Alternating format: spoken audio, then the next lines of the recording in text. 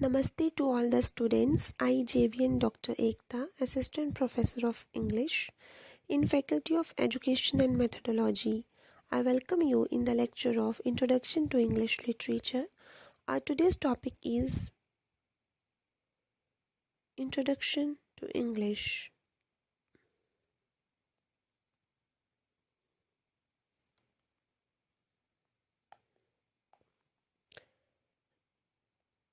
The English language really started with the arrival of three Germanic tribes who invaded Britain during the 5th century AD. These tribes, the Angles, the Saxons, and the Jutes, crossed the North Sea from what today is Denmark and North Germany.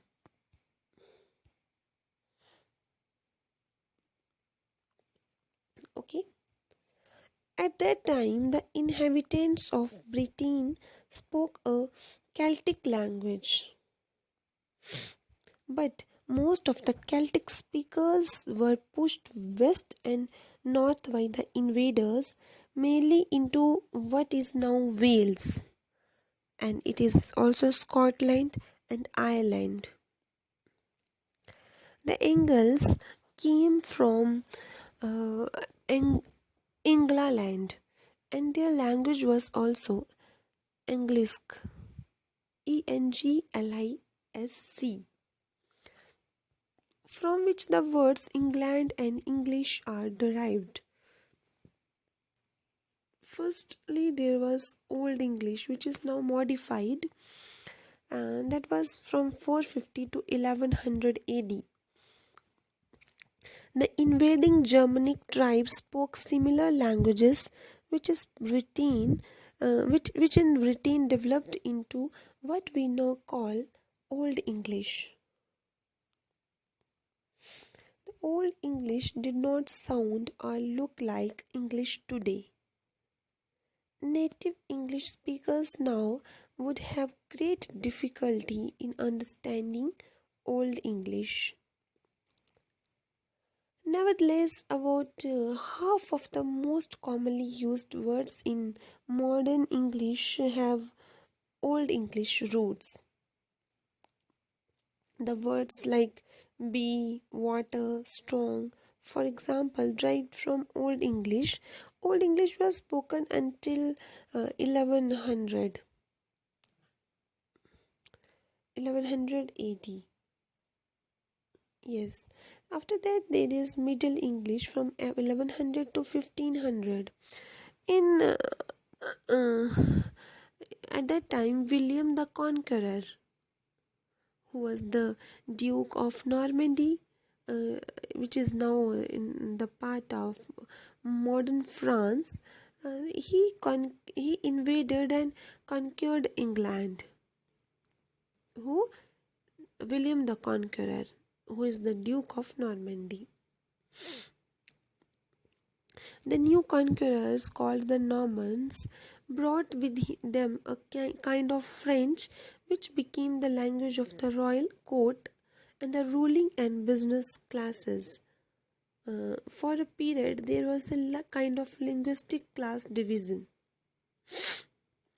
where the lower classes spoke English and the upper classes spoke French. In the 14th century, English became dominant in Britain again, but with many French words added in it. This language is called the Middle English. With French, English was mixed with French at this time. It was the language of the great poet Chaucer, but it would still be difficult for native English speakers to understand it today. Then there came early modern English from 1500 to 1800. Towards the end of the modern Middle English, a sudden and distinct change in pronunciation came. The Great Vowel Shift, which is called, it is an important term. The Great Vowel Shift started with vowels being pronounced shorter and shorter. From the 16th century, the British had contact with many peoples from around the world. Okay, this and the renaissance of classic learning meant that many new words and phrases entered the language. The invention of printing also meant that there was now a common language in print. Books became cheaper and more people learned to read. Printing also brought standardization to English. Spelling and grammar became fixed, and the dialect of London, where most publishing houses were, became the standard. Then in 1604, the first English dictionary was published. Then came late modern English from 1800 to present. The main difference between early modern English and late modern English is its vocabulary. Late modern English has more words arising from two principal factors. Firstly, the Industrial Revolution and technology created a need for new words. Then, secondly, the British Empire at its height covered one quarter of the earth's surface, and the English language adopted foreign words from many countries.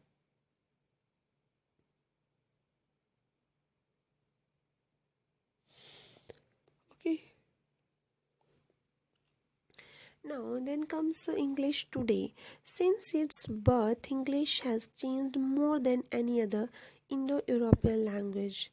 Even today, the language varies in different parts of the world. For example, most of the English speaking world refers to visible light as color, and but the United States spells it color, COLOR, okay, without the U in it. Then the pronunciation of certain words also differs. Some vocabulary used in certain parts of the world is not the same as in it is in others. And what the British refers to as rubbish, people in the United States call it trash. Vocabulary differences can be observed even between two cities in the same state. What may be considered acceptable in an urban setting may be seen differently elsewhere, and vice versa. About half of the United States refers to cola as soda, while the rest calls it pop. It is suggested that customs are researched when visiting a new place, even if it's in the same country and the people you speak your language. Okay. And if we talk about modern English, the first developments of modern English began from, as I have told you, in 1500 around. With it, some semantic change and auxiliary verbs came into use. Spelling too were reformed, and Shakespeare's work were actually written during the earlier part of the modern English. So many Middle English forms such as thou, thou, dost, dost, was still used commonly in Shakespeare's writings, though eventually became you, as did the, thw, and ye. Essentially, there was less discernment and between the dominative, accusative, and dative cases. Okay.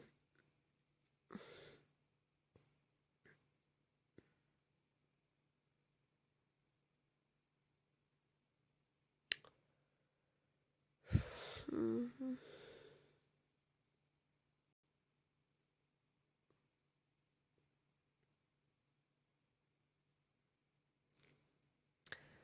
Thank you for watching.